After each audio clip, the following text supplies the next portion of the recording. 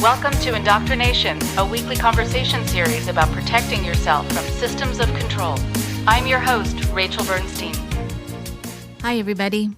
As some of you may know, over the past couple of years, I've done several webinars and video lectures on a variety of topics that also come up on this podcast. There is unfortunately a lack of qualified therapists who specialize in working with cult survivors and their concerned family members. And since I can only see a finite number of clients myself, I wanted to share insights from my 30 plus years of doing this work with as many people as possible. So, in pursuit of that goal, I've made all of my recent video lectures available on my website, rachelbernsteintherapy.com. You can find a link to the page in the show notes of this episode. There you'll find my lecture from the most recent conference of the International Cultic Studies Association, my, quote, Living in Freedom, unquote, series for survivors and their family members, and my recent lecture entitled Why Did I Stay?, which examines the many reasons that people have difficulty leaving high control groups. We plan on adding more video lectures in the near future, so if you have topics you'd like to hear me cover, please feel free to reach out to us and make suggestions. Today on the show, we have Jeff Guinn. He is the author of the new book, Waco, David Koresh, the Branch Davidians, and A Legacy of Rage. He has written several other best-selling books, including The Life and Times of Charles Manson and War on the Border. Jeff was the co-executive producer alongside Leonardo DiCaprio on the TV docuseries Terror in the Jungle, which is based on his book, The Road to Jonestown. He currently resides in Fort Worth, Texas, where he is a member of the Texas Literary Hall of Fame and a two-time winner of the Texas Book Award. He and I had a great conversation, and he's also just a really, really good guy, and you'll learn a lot from him. Here's Jeff now.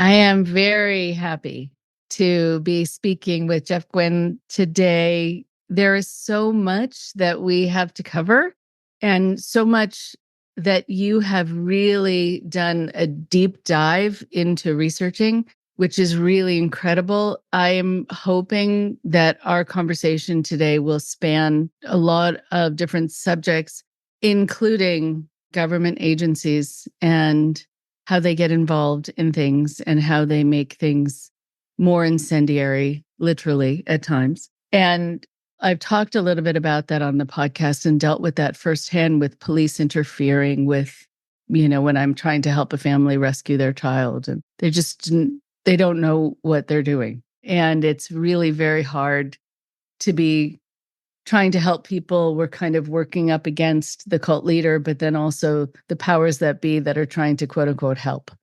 But I'd love to be able to have you spend a few moments introducing yourself, and then we'll start talking. Sure.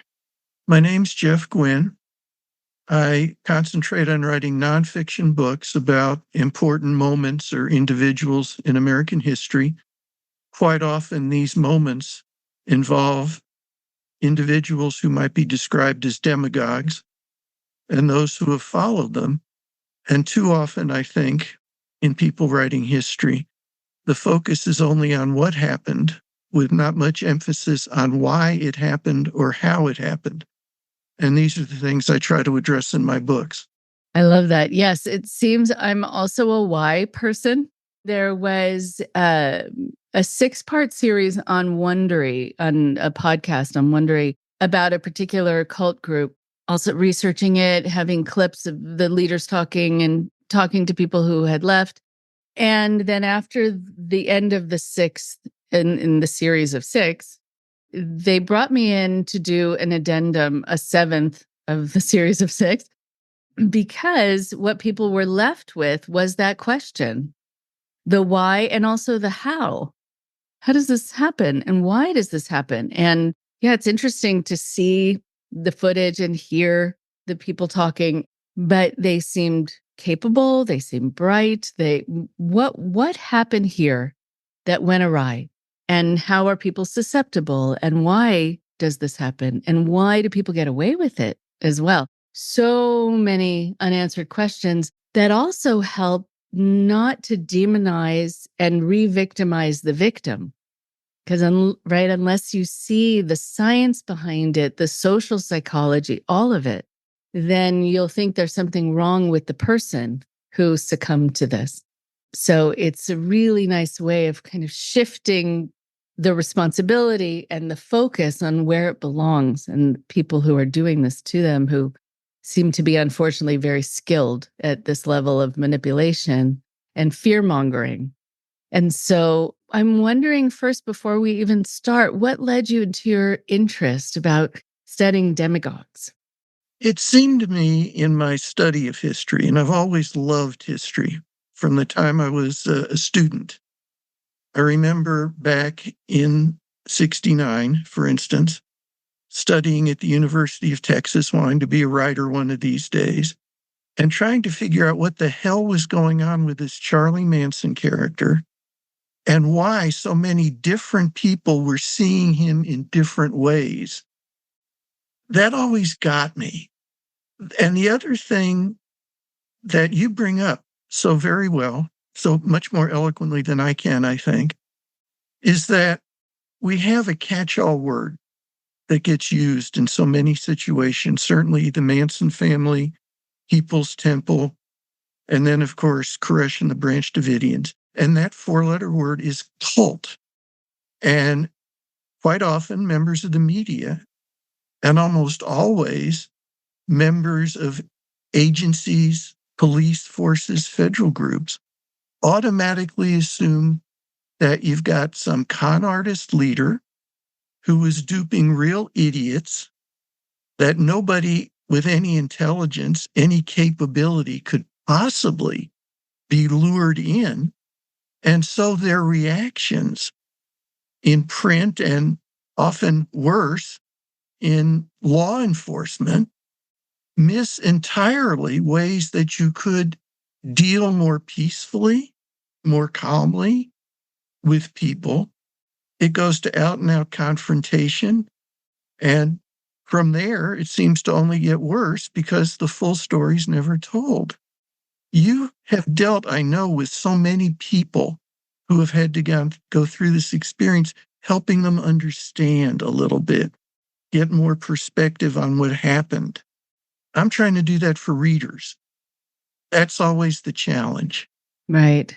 It is quite the challenge. And I think, when you see how much people are not interested in learning about this, but still feel that it is their role to participate in helping a situation that's tense, dealing with these issues, but they don't understand the nuance, nor again do they have the interest in, and nor do they feel they have to learn anything new. It's like people applying something that might work in another situation to something very different. Like when I talk about doing exit counseling, sort of the non-forcible intervention, people imagine an intervention like in the show Intervention, where people have this model of everyone sitting around in a circle and people have brought something that they've prepared to read to the person. And so en masse, they're meeting with the person who really needs to get help going for treatment. If you sit a cult member down in a room full of people and everyone's talking to them, there is no way that's going to be successful. And there is so little that people, I think, feel they need to learn about why this is different, why this work is different, so that they can help, because they just assume it's the same if the language is the same. A cult is a cult, intervention is intervention, and it's really not at all. And so I love that you're bringing up this subject, just about that it requires a different kind of medicine, really. It certainly requires different insight. In my career, I've noticed that often when I'm out on book tour and there's folks who've come to ask me about things, they all seem to assume that, okay, you wrote about Manson, you wrote about Jim Jones, you wrote about David Koresh.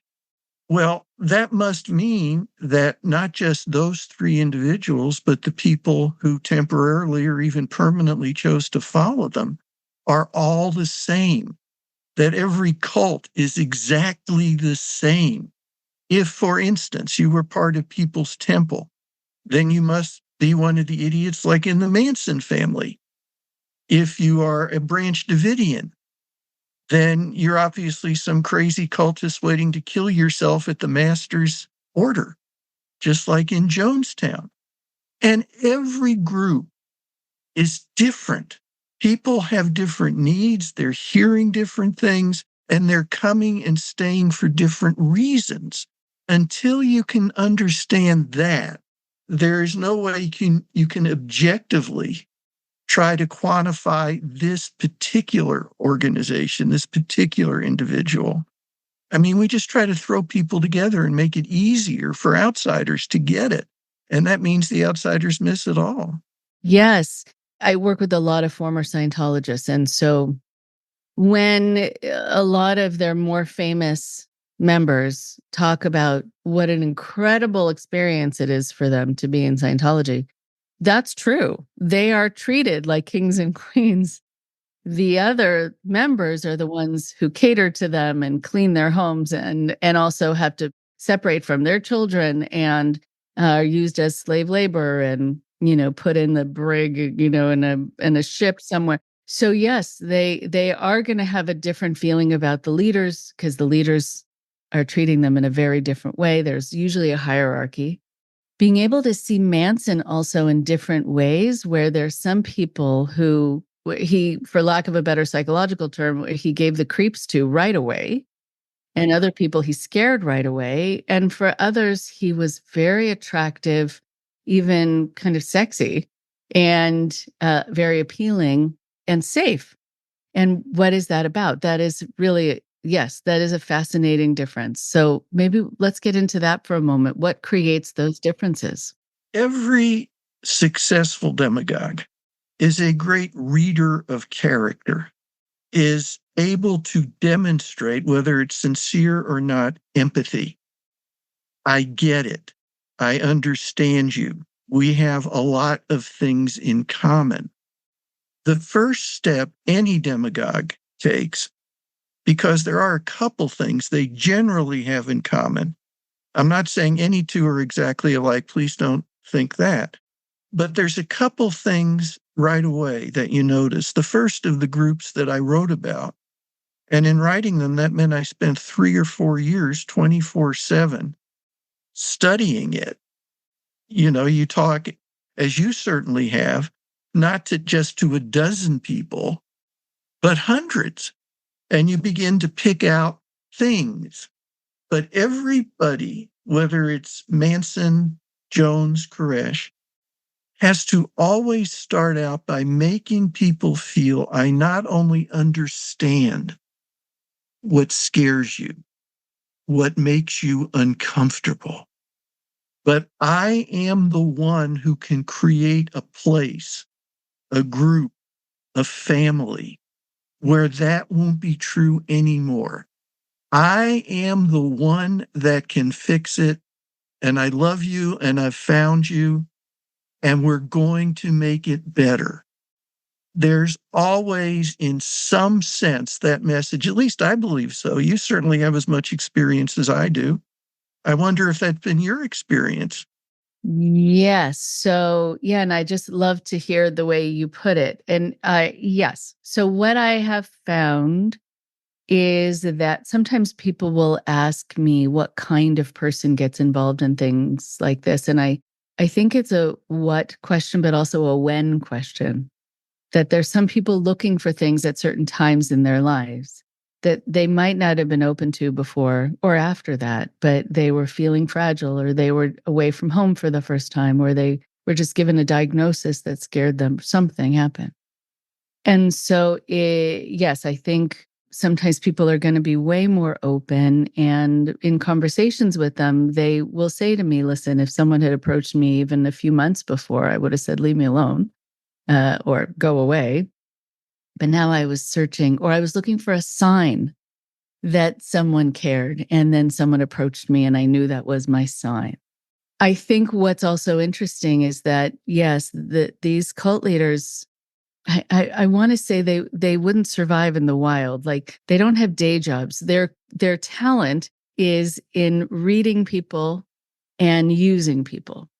And so without that, without the connection to another person who they can manipulate and use and read, then they don't, I think, have any marketable skills beyond that.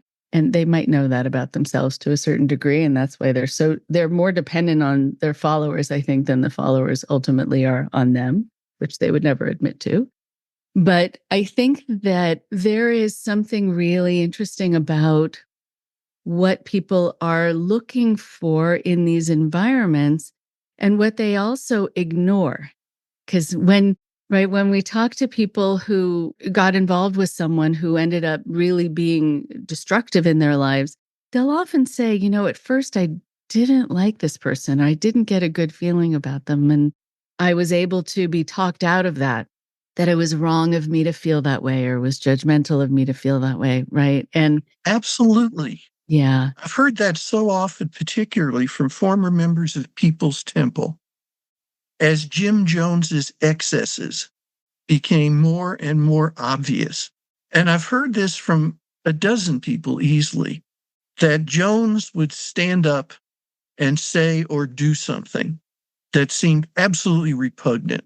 And you start thinking, wait a minute, what's wrong here? And then you'd look at the other people sitting there with you, people who you've come to consider as family, people who you respect intellectually, spiritually, and they're still nodding and smiling. And the reaction then is not, wait a minute, I've been sold a bill of goods. It's, if all these other people who I respect accept this, then I must be the one who's wrong.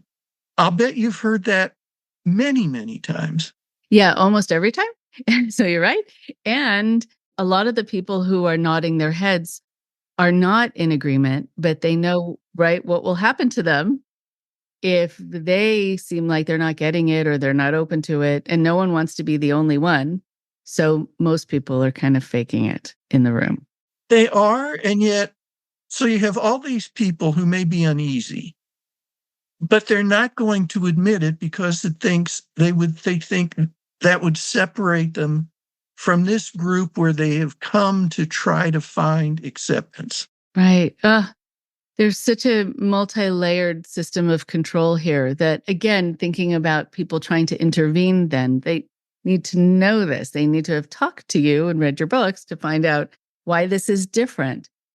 What's also interesting when you were talking about allaying people's fears, and that's what's the appeal for a lot of people and what keeps them there. Sometimes the fear is of something real, and sometimes it's in implanted fear. Like, right, it's this idea, I sort of visualize it like this, that a cult leader will knock you down to the ground, like take away your life, your connections, make you feel scared, make you feel you can't trust yourself. And you don't realize or remember necessarily that they're the ones who have knocked you down. But then they'll do that from like behind your back. Then they come around to the front and put their hand down to help you up. And that's what you see, and that's what you notice. And you appreciate them helping you off of the ground, not realizing they put you there. And you feel they're benevolent and you need them. And some cult leaders will even say, I sacrifice my life for you. I could be doing all these other things. Absolutely. Right. I'm giving up so much that I could have. Right. Exactly. When you say this, it brings to mind an exact example, if I could offer it. Yeah, please. Let's go back to Manson for a minute, if we can. Yeah. And I spent quite a bit of time in California at Corona Women's Prison with Patricia Krenwinkel, sitting, on either side of a small desk, just talking about it. And Pat Krenwinkel, in her description of how initially she joined with Manson, perfectly represents just what you were saying. Manson was a mean, nasty little guy whose training was actually as one of the most screwed up pimps in American criminal history. He saw women simply as tools to be exploited. And he said, specifically to people, not in the group, but on record, that to make women behave, you wanted to find the ones who were bent but not quite broken, the ones that had terrible self-images, and first you push that button. Patricia Krenwinkel, all her life, had felt that she was disgustingly ugly, physically grotesque. She has a disease, has a long name, but basically means you have a lot of body hair sprouting in all different places.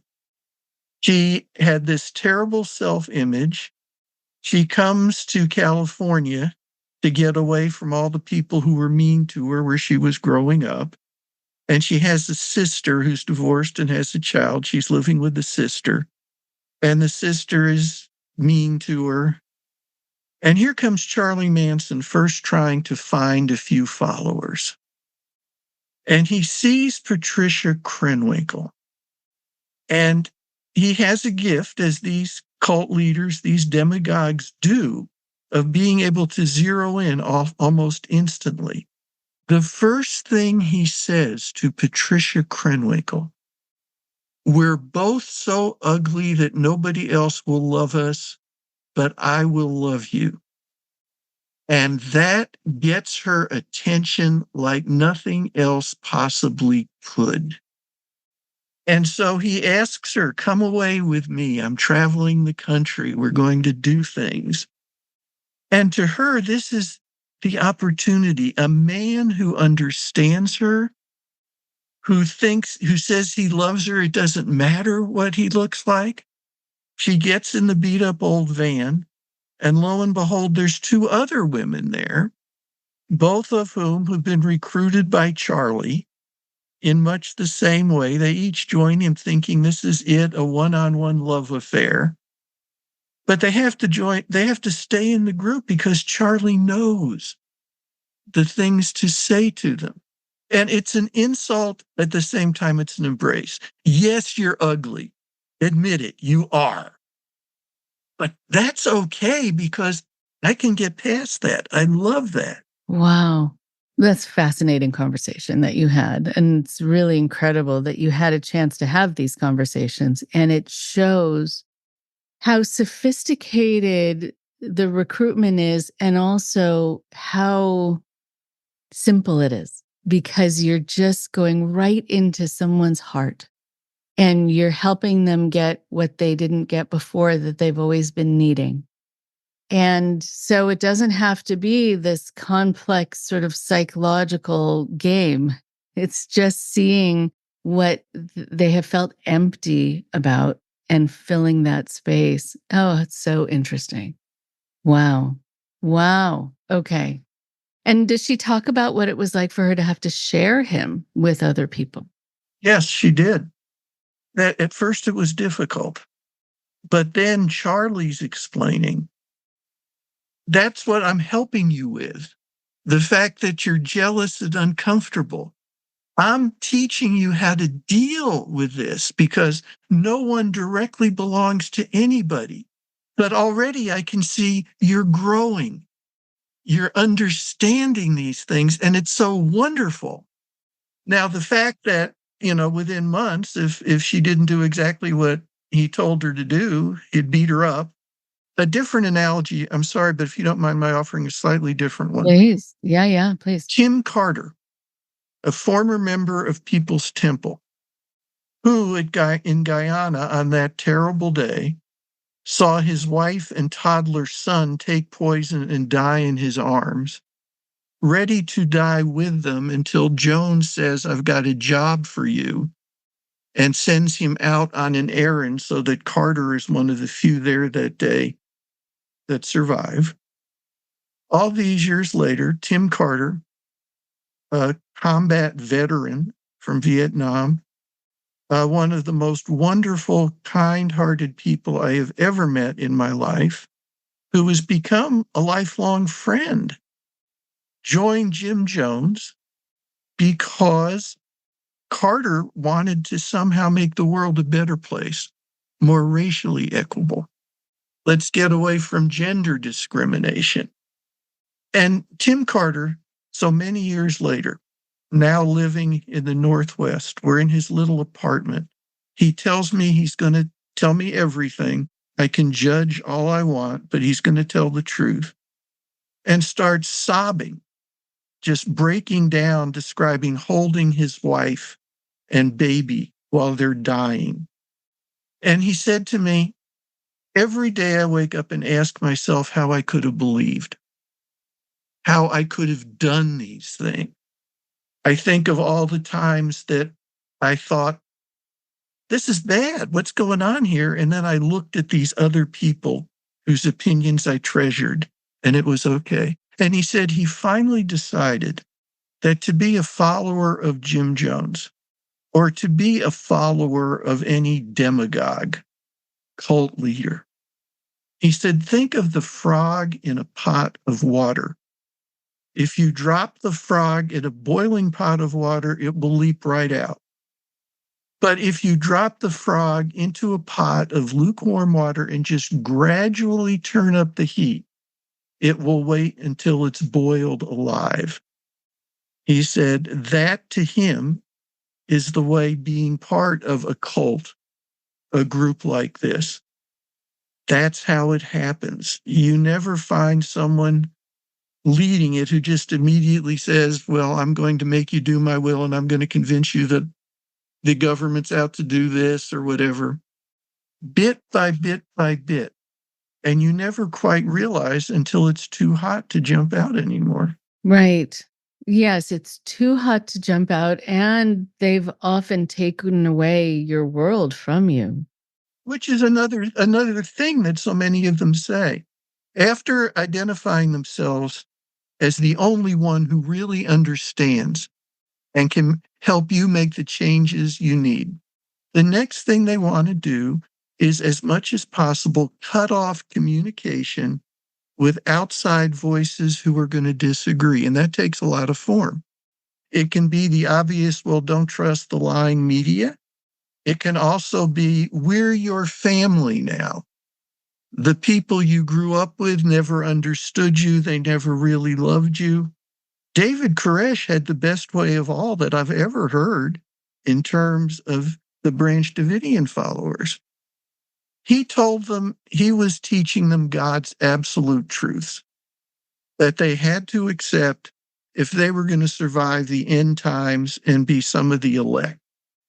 However, they shouldn't talk to their family or outside friends about it, because what God insisted on is, once you heard the truth, if you didn't believe it, you were going to be the ones who basically were killed off in this new era that's coming. So if you went home, let's say, and told your parents or your siblings about it, and they said, oh, that's crazy. How can you believe that? You were condemning them to death. And his followers believed that. What an awful and yet effective way of cutting off any outside voices who might disagree with him. Right. Who could poke holes in the logic, who could have a dissenting view, who could be your safety net, really. Right. So there is no safety net. There's no safety net. Right. It happens a lot that people are told to keep secrets, and they're not called as such because you're not supposed to keep secrets. But yes, something bad might happen to you if you tell it. Something bad is going to happen to the person you tell it to.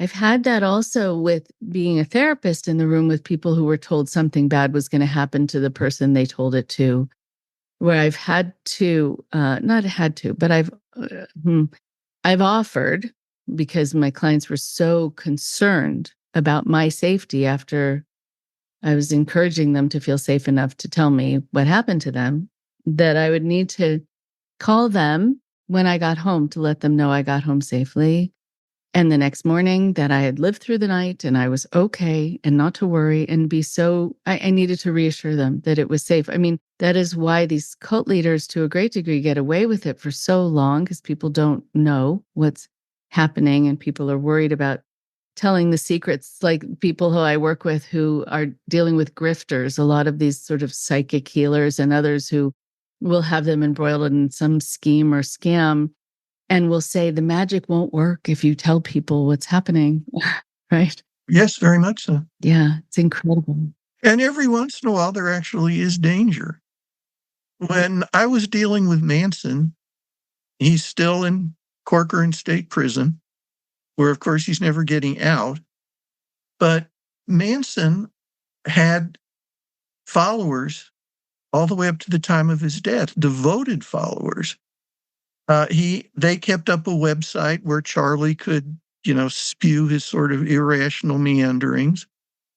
And Manson had good outside contacts. He found out I was working on a book and that I had found his sister and cousin and some other people who were talking to me. He was aware of that. Every day for several months, I sent him letters saying, I want to come talk to you. And it turned out he couldn't talk to me. He had lost visitor privileges for sharpening the handle of his toothbrush into a shiv and getting violent. But we sent a few letters back and forth. And Charlie basically made it clear to me if I wrote this book, I was going to be sorry I had. And the book came out. And I found out from sudden emails and letters I was receiving from some very interesting people that Charlie had passed my email address and my home address on to some of his more fanatic followers. And it was quite interesting to see what they would describe was in my future. Now, as you have obviously found in your line of work, as I find in mine, the people who make just outright awful threats are usually the ones you don't have to worry about. They're just trying to scare you if they can. That there might be somebody who's decided, yeah, Charlie, I need to get this guy. Charlie said so. And so at every book signing I had on that book tour, I admit I kind of nervously looked around the room and tried to see, is there anybody that kind of worries me a little bit? And again, for you, I'm sure that is something that you have to factor in. These people who have power over others are perfectly willing to sacrifice whoever they have to keep it, whether it's the followers, whether it's someone who's maybe giving information that might make the followers question some things. It is a very, very potentially volatile situation. Right, it is. And yes, I've dealt with harassment or being followed, being threatened, mostly by Scientology. And that's why I also have an office space that has 2 different exits. And I mean, I planned it on purpose for myself and also for my clients who sometimes are followed. And at the same time, yes, there are a lot of hollow threats, but still, it's very difficult to deal with that at times. And it does dissuade people. I'm glad it didn't dissuade you. And I'm glad nothing happened to you. It can seem so intimidating, but it comes from such a juvenile place. Like they're just being bullies and they can't handle being called out for the thing they actually did, which is the thing that makes narcissists most angry, being called on the thing they actually did. Right, because you're right with what you share and you're honest and truthful and they don't want it revealed.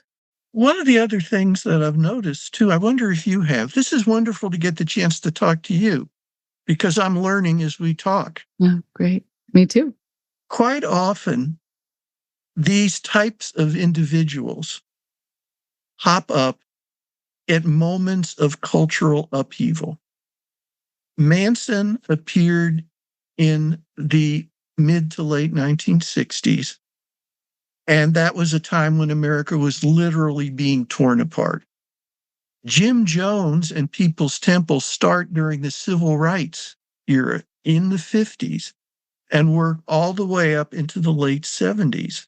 But People's Temple really got a good grip out in California in the 70s because that's when so many people had lost faith in the government, in so many things. And the church, mainstream churches were sort of suspect at the time. So suddenly, in this era, the appeal of an independent group of socially conscious folks who were going to try to make the world a fairer, better place would work, where maybe in the 1940s it wouldn't have. And then you get Koresh, and the end of the world is coming during the early 1990s, when we're having this beginning of the big schism in American culture between sort of the conservatives who say we're going to have everything this way, no other way, supposedly the liberals saying, no, we want to give everything to people who don't want to earn it. And you get now biblically focused groups who, okay, we've got to get away from everything else. This is getting too complicated. Let's just look at the Bible, and if we can find someone who can teach us what's really there, that's the only thing that should count. Manson would not have worked in the 1950s. Manson would not have worked if he hadn't been out in San Francisco and Los Angeles in a turbulent time when young people were going there. Jim Jones, to grow his power, had to leave Indiana for California. There's more social upheaval. And the Branch Davidians are located in Waco, Texas, a place that's called the Buckle of the Bible Belt. And if you, for instance, were driving through Waco, stopped at a gas station for a fill-up, and an attendant came out, he's likely to ask you two questions. Do you want premium or regular? And what's the state of your faith? Wow.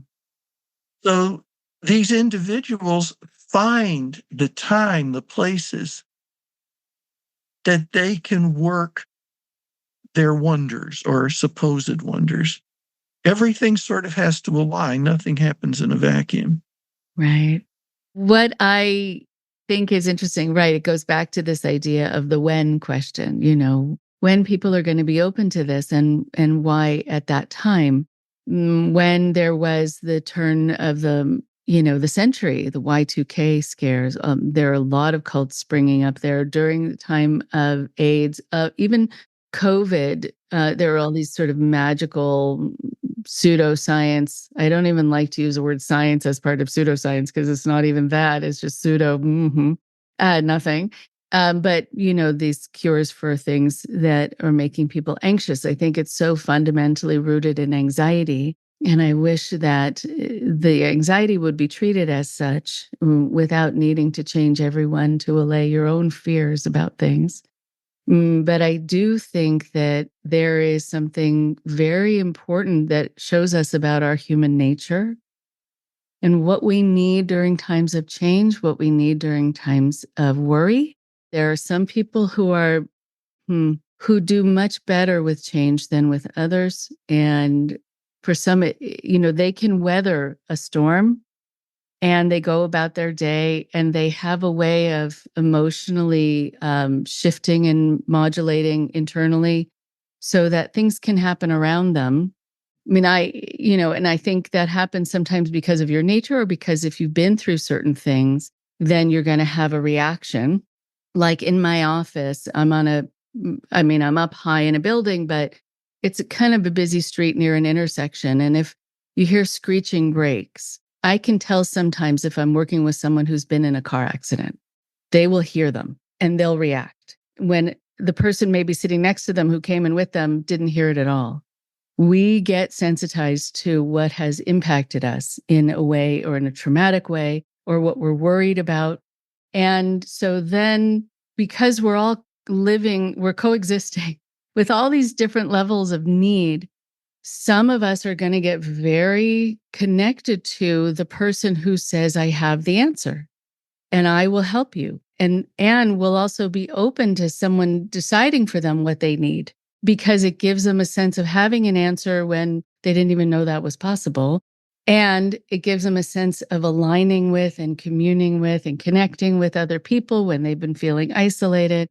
cults do very, very well, unfortunately, during times that are already difficult, which just makes everything more difficult.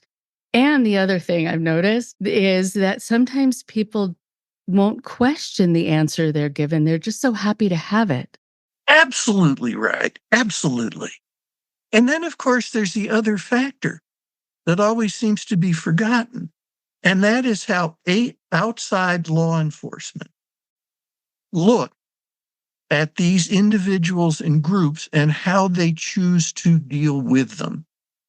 I've been doing what I do for about 40 years now, you know, but I have never been more shocked ever than I was when I first started interviewing members of the ATF and people with the FBI about what happened at Mount Carmel just outside Waco 31 years ago. Yeah, I'm glad you're bringing this up. It's a great segue. I was just noticing the time and thinking, I think we need to get into this too. So let's get into Waco and the response to it and your conversations.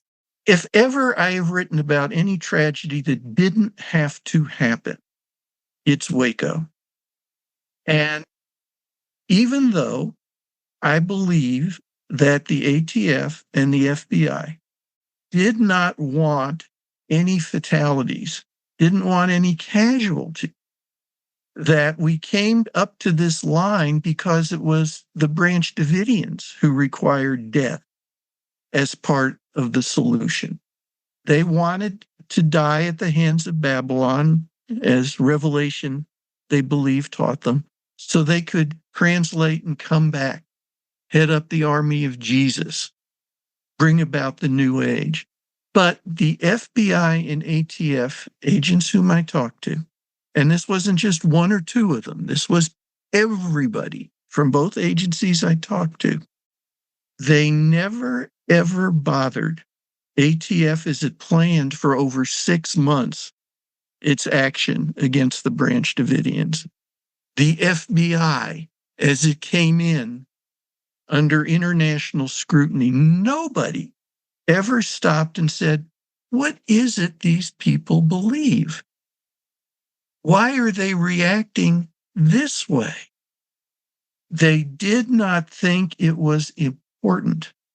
They were only a bunch of religious assholes and idiots following some con man, and they had a bunch of guns. And so we got to do something. Well, there were things they could have done. And if they'd understood that the Branch Davidians were hoping they'd be attacked by Babylon, that to them was the sign that David Koresh was right, and this is what God wanted. And it was guaranteed from that moment there was going to be awful tragedy. Have we learned from that, for God's sake? No, I'd like to think we would learn, but have we? I wish I could say we have, but no, I haven't seen it. I wonder what that comes from. Is that a sort of more militaristic bent, and it's like if all you have is a hammer, everything needs to be a nail? Like, this is the way we do things. Or is it hubris? What is it?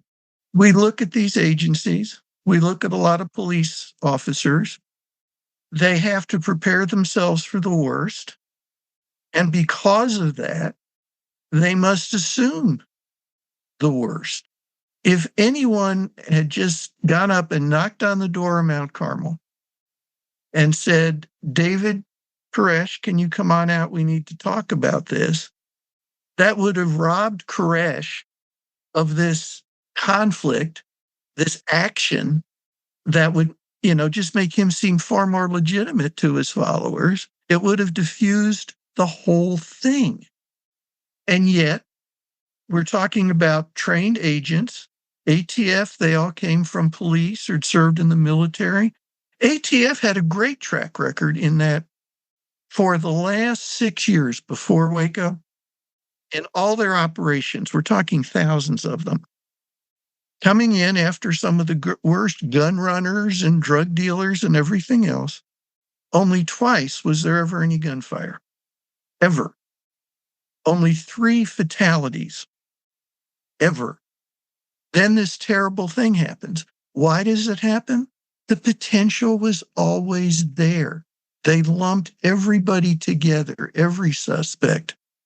They're all the same, and that simply isn't true. And that meant that at some point, something like Waco was going to happen. And by God, it did. If we would just study now, all these years later, if law enforcement would study, not just what happened in Waco, but why did it happen? Where were the places that, if we'd looked at it differently, somebody could have said, let's hold up here for a minute. We don't need 76 armed agents in battle gear jumping out of cattle trailers and charging the house. Let's just have somebody normal knock on the door and say, hey, we got to talk about some stuff. That's why what you do is so valuable. That's why I hope my books help a little bit. Yes, a lot.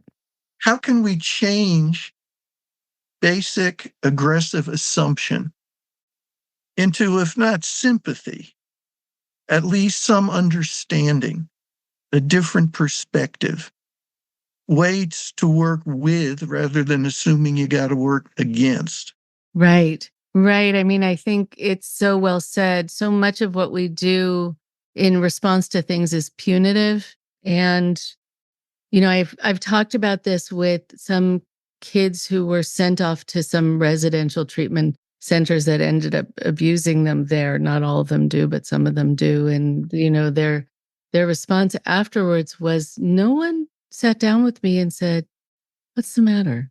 Like, why might you be acting out? Why are you taking this? Why are you sneaking out of the house? They just got into punishing mode, which made me react. And then everything got worse because then, fuel is put on a fire rather than water. And I think it is really important for there to be a much gentler touch and a curiosity. Like, let's meet each other. Let's discuss. And you're right. Any kind of gentle, reasonable response was going to prove David Koresh wrong. And when they're piping out all this music that is really an affront to their ears and most people's, I think, still, it was just proving that the world is a scary place. So he just kept getting more and more right. And I think that happens a lot. I mean, raids are a very tricky thing. And I've talked to people who have been a part of raids. They were the children on different compounds where there was a raid taking place. And there's a whole variety of reactions where it's hard to know still to this day if they're a good idea or not.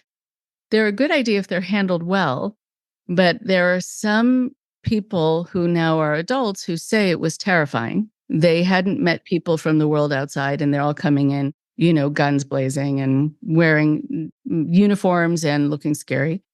And so they said, yeah, well, I'm never going to want to be a part of that world. I mean, it's horrible what's happening here, but it doesn't look as scary as what's happening over there. And then there were other times kids talked to me about having people come onto a compound where they were being abused. And then they left. Like they were able to be talked out of doing anything. And that also made them feel hopeless.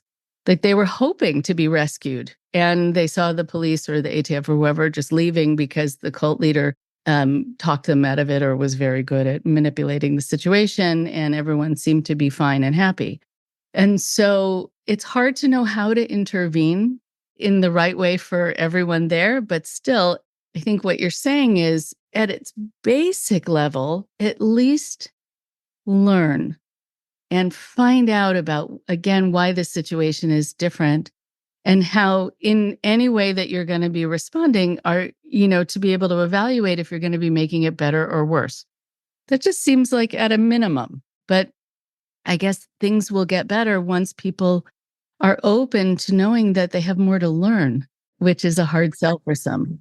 We have to keep trying to get that message across. Mm-hmm. Just as we're talking about this, we also have to acknowledge that the agents from ATF or the FBI in Waco were not terrible, kill crazy people either. They were doing what they thought was necessary, what they thought was the right thing to do. They didn't understand the Branch Davidians, and the Branch Davidians certainly didn't understand them. We can communicate better. We can try to understand better. At the very least, that's going to stop some confrontations that are unnecessary. Won't stop them all. But even if we save 1 or 2 lives, isn't that worth the effort?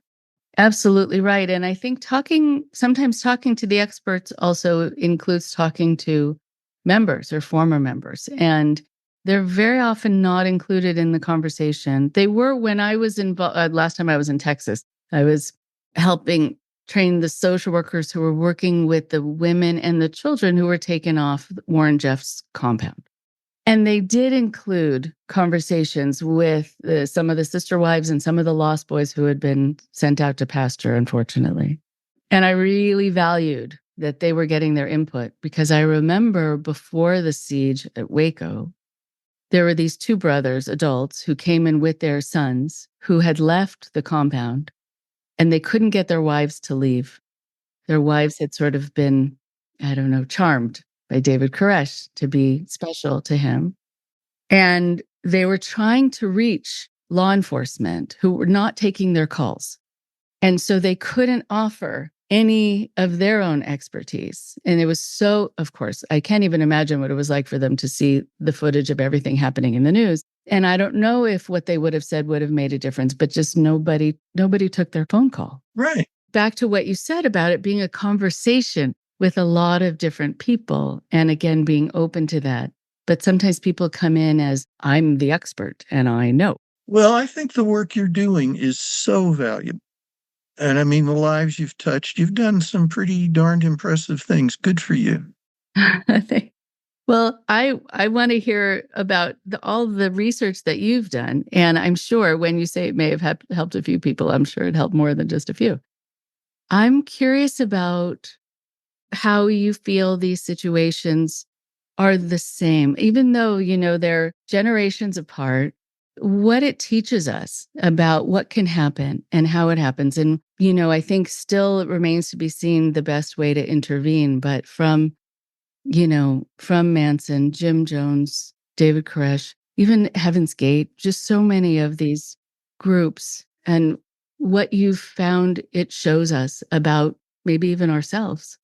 Above all, I think if we want there to be less of this, there always will be people who will feel lost and desperate and misunderstood.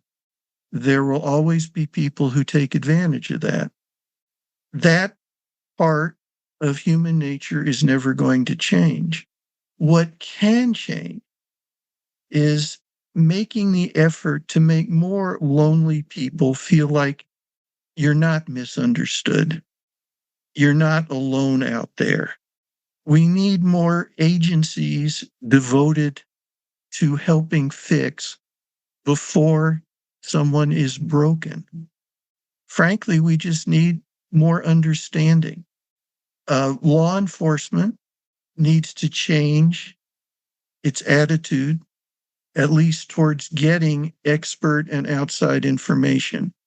The fact you have to ask a couple civilians for advice doesn't mean you don't know what you're doing. It just means you're willing to take the things you do so well and still try to do better by learning from some others. There are a couple warning signs for danger, Will Robinson sort of things, that we all can be more aware of. People saying, I'm the only one who can fix this problem, that I'm the only one you should listen to. You can't talk to anybody else. I'm the only one who has to say, cut yourself off from your family and friends. We need to make it clearer as a society that these are red flags. We can't prevent it from happening sometimes, but we can do one hell of a lot better at letting it happen so often. Right. And I'm wondering about other warning signs. So this is true, right? If someone says, I'm it, like I'm the only one. Yes. And you also don't want to see that on the other side with law enforcement. I know how to do this. I'm not going to be open, right? It's not different necessarily. Anybody who's saying I am the absolute solution is not the absolute solution. I love that. That's a t-shirt. And what else? What are some other warning signs that you've come across? Male demagogues, and most demagogues, frankly, are male, at some point cannot resist taking sexual advantage of the women who follow them, quite often ignoring even such things as age. David Koresh was having sexual acts with 10-year-old girls and telling his followers it's okay because the Bible says I can do it. If particularly you are a woman and a man who has set himself up as the one who's going to change your life, ever takes a sexual gesture or step towards that, turn and get out now. Manson did it. Jim Jones did it. David Koresh did it. Warren Jeffs did it. It's almost inevitable. And another big thing, in different eras in America, different decades, I have never found one of them who didn't try to tell followers completely mistrust the media. Because media, quite often, if family and friends have been cut off, would still be the only way someone might hear a differing opinion. Demagogues are going to definitely attack the press. It's always going to happen. It's guaranteed. Manson did it. Jones did it. Koresh did it. It's, again, another red flag. But the biggest one is I'm the only one that can solve this. That's the first one. Right. And then if you believe that, then you're dependent on them. That's right. The minute you give your belief in that instance, you're opening yourself up to everything else. Huh. And then you feel, I guess, indebted, right? You're getting the answer. Of course, you're indebted. This person is taking all the things that weigh on me and easing the burden. Of course, you're going to feel grateful. And they'll use that. How can you question me now? Do you remember what you were like when I met you 6 months ago? Look how far you've come. It's manipulation. I'm curious about now. Like, here you have studied some of the most powerful, devastating stories and have found from behind the scenes what's going on. And in fact, yeah, the first episode that's now available, I think, to Patreon supporters, the first episode I did of this podcast purposely was interviewing Patricia Ryan, Leo J. Ryan's daughter, because I'd gotten to know her through doing anti-cult work. But I thought it is through Jonestown and what happened there that a lot of people heard about cults for the first time, really, on what can happen en masse. And so as an ode to that, the education people got, and to her father's sacrifice, I wanted to have her on. And she talked about not feeling so comfortable about where she saw things going. And I think it makes a lot of people very nervous. And because you have this background and this interest, I'm sure your spidey senses are tingling when you see things happening now. What are you concerned about, and what are you noticing, and what should people be watching out for now in present time? We always accept the fact that religious figures can be demagogues, that use some form of faith or profession of faith to gain followers. I mean, Charlie Manson used some techniques from Scientology. Jim Jones, as a child in rural Indiana, would go to 5 different churches on Sunday, just trying to see what work that the different ministers were doing, and then pulled that all together into his own sort of act. David Koresh presented himself as a Seventh-day Adventist, saying that, and that's where he tried to get most of his followers, that all we're doing is we're taking this even closer to what God wants. And let's face it, I mean, there's an awful lot of religious figures. We see them every day on cable TV saying, send in $100 each and I'm going to be able to do this. And, you're going to have good luck within 30 days. But what's happening more and more lately, and it scares the living hell out of me, is when religion now becomes an integral thread of politics. Because all politicians, in a sense, are demagogues. If you don't vote for me, the world is going to hell. But it was put more genteelly for a while. That's not happening anymore. And people have brought religious faith along with intolerance for the beliefs of others. And that's on both sides of the political spectrum.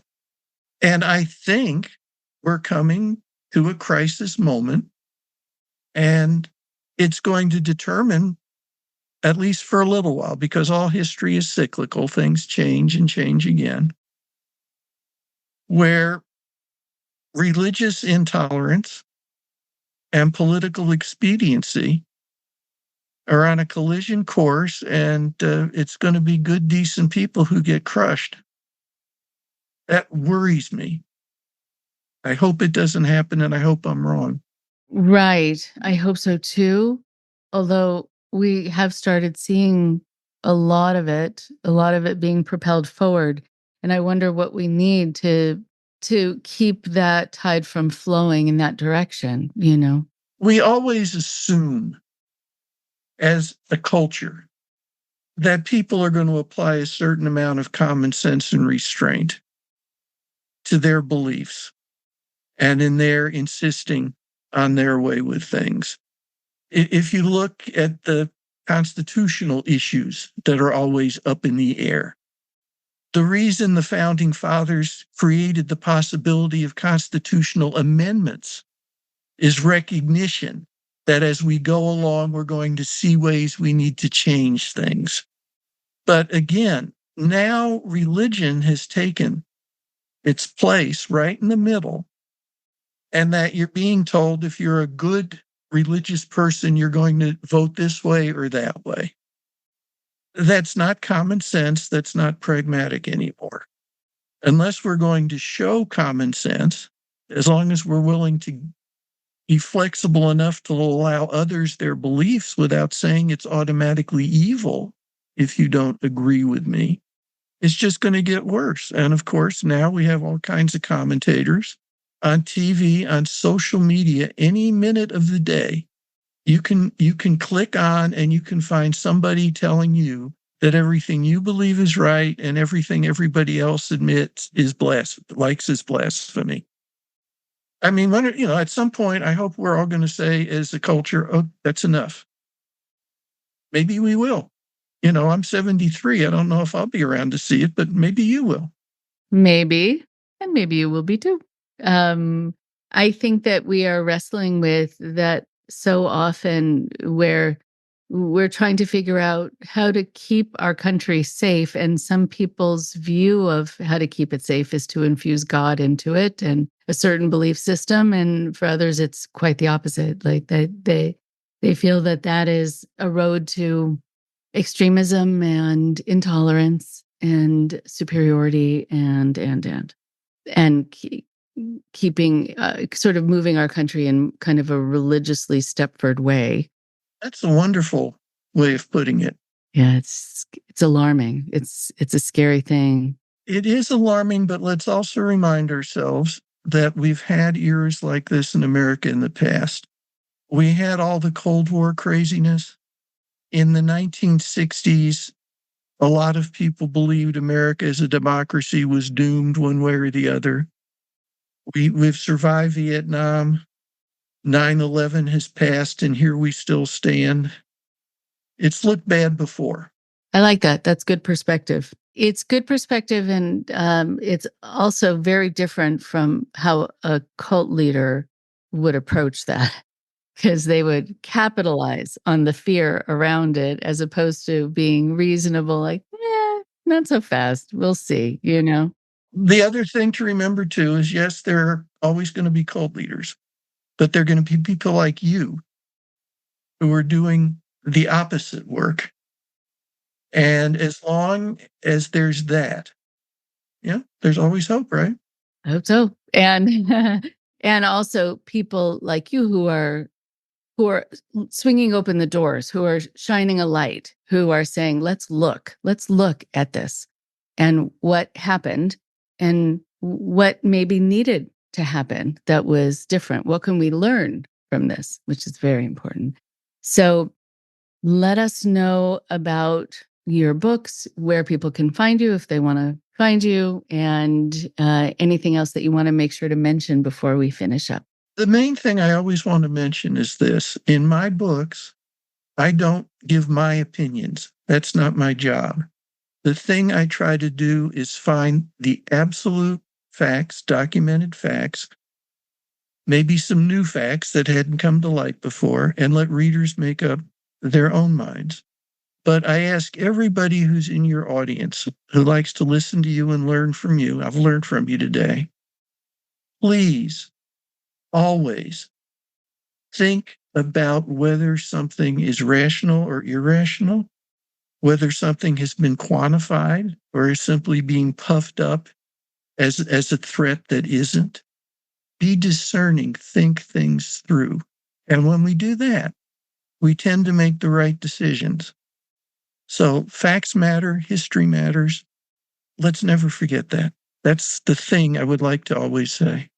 It's a beautiful thing. Beautiful thing. And so the names of your books, go for it so people can find them. There's a couple dozen of them. I've been doing this for a long time, but we've got Manson, The Life and Times of Charles Manson, The Road to Jonestown, Jim Jones and People's Temple, and most recently and coming out now in paperback, Waco, David Koresh, The Branch Davidians, and A Legacy of Rage. Legacy of Rage. Incredible. Beautifully said. Thank you. Thank you.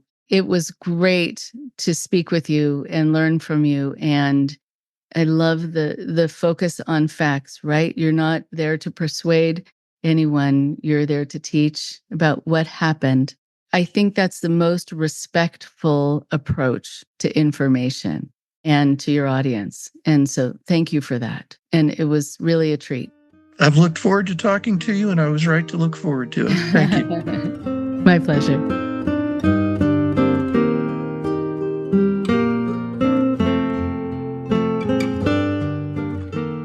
One more thing before you go.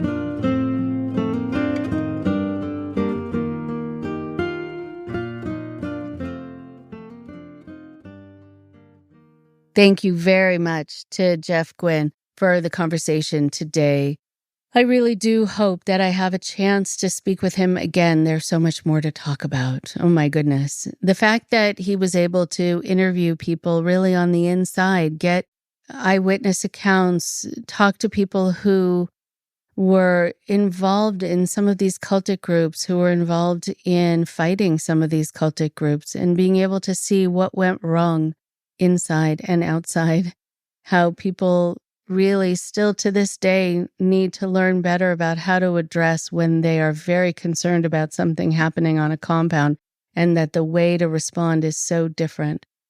I really hope that ego does not get in the way next time of people really listening to the experts and listening to former members and people who just escaped off a compound who have the most updated information. There are a lot of people who come in and with this sort of, being full of themselves, wanting to do good, feeling that they have the answer and that they know how. But I remember one time being asked to speak to police officers and speaking to probation officers. And these were in different places in California. They wanted me to come in and talk about cults and how to approach these situations differently. I've talked on the show about being there during a rescue where the police actually got in the way and let the abuser take a family's child away with them right in front of the family and in front of me because they just didn't understand what was happening. And they didn't understand that the family had been trying to rescue this child for years and years. They didn't even listen to the family. And they didn't listen to me. But they thought they were doing something to protect this person. And the only question they asked on scene was, is this person over 18 who is basically being dragged away by this person controlling them? And then they were put in a car and they drove away. And the police thought they had done something good. They were kind of standing there with smiles on their faces as though they had protected this person, having no idea what they had done. And in fact, in this particular situation, when I spoke to the person who was the child of this family years later, she said to me, when I saw the police show up, I thought, finally, I'm going to be rescued. And then when I saw them protect the person who was dragging me away, because they thought they were protecting me, and all they asked me was if I was over 18. They didn't ask me, are you here of your own free will? They didn't ask me if I was frightened. They didn't ask me if I was drugged, if I was injured, because all of those things were true. But the police had no training. And this woman felt so despondent and so desperate and hopeless after she saw the police protect her perpetrator. It is so important that people learn how to do this better. It is also really important to be able to understand how it can happen at all that somebody like a Charles Manson or someone who might seem charismatic to some is able to gain a foothold over people, to be able to really get under their skin, to really get into their heads. When Jeff talked about how he's sort of fascinated by the fact that there are these people like Charlie Manson who are going to be seen in very different ways by different people, that's always going to be the case. That some people are going to be charmed while other people are going to be repelled by the same person. What I have noticed very often is that people have sometimes said to me after they've been rescued from a cult or from a highly controlling relationship, they were put off by the person at first. They would go to the other side of the street when they saw them coming. They didn't want to be touched by them. They didn't believe them right away that they really cared and that they really could help them in some way or that they really loved them. They actually felt, some people say, scared by them. Some people would say creeped out. But they slowly learned instead to kind of fall in love with them because they started to believe that they could love them like no one else, and they started to believe the message on the part of the controller that no one else loved them in the same way, and that there was no chance for them ever to be loved in that same way. And their family somehow is now seen as some group of people who rejected them and will always reject them. People sometimes will really connect with the person who they think is their only hope to be rescued, their only hope to be loved. And then what you have there, especially if at first that person made them scared or made them creeped out, is you start to have Stockholm syndrome. You basically start to feel connected to and protective of and in love with your kidnapper, whether it's a physical kidnapper, emotional kidnapper. In either situation, Stockholm syndrome can apply. I also think it was really interesting because this has been a recurring theme on the podcast quite a bit, as you've probably noticed, that one of the things that scares Jeff really the most now, as he said, is that religion has gotten more involved in politics, which is causing more religious intolerance, which is also going to cause more of these groups like the Branch Davidians to be able to get a foothold, to be able to also be protected by the government. There are so many churches that have over the years become abusive. But then when people will say something bad happened to me there, or they take them to court, or they say something in the news about them, kind of letting people know this is a dangerous place, they then cry religious persecution. And sometimes that makes people back off because in our country, we don't want to be accused of being intolerant, of persecuting a religion. The problem is that I think when something might start as a religion, but then crosses so many boundaries and hurts people time and time again and feels entitled to keep hurting them, it should no longer qualify as a religion. It should no longer be able to get tax-exempt status. It should no longer be able to cry religious persecution. If people are trying to get justice for the hurt that that group has caused, and it should no longer be able to be protected by our government, especially if it is more protected than its victims. Thank you so much to Jeff for all of the work that he's done over the years, and I look forward to hopefully talking to him again soon. Take good care. Talk to you next week. Thank you very much for listening. Please support IndoctriNation on Patreon at patreon.com/indoctrination. Be sure to give us a follow on our social media. Find us on Facebook and Instagram using @IndoctriNation Podcast. And for Twitter, find us at @_indoctrination. We love hearing from you too. So send us an email at indoctrinationshow@gmail.com. And for more updates on the show, visit our website at www.podpage.com/indoctrination.